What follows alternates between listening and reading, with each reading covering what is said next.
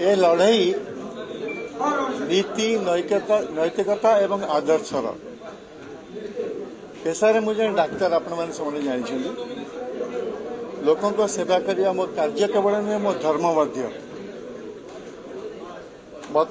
मत राज्य रे अधिक सेवा करने मो भली जड़े सामान्य व्यक्ति को बीजेडी कांग्रेस एवं सीपीएम उपयुक्त मन करी प्रार्थीपत्र दाखल करने सुजोग देले मुझे पाखे कृतज्ञ।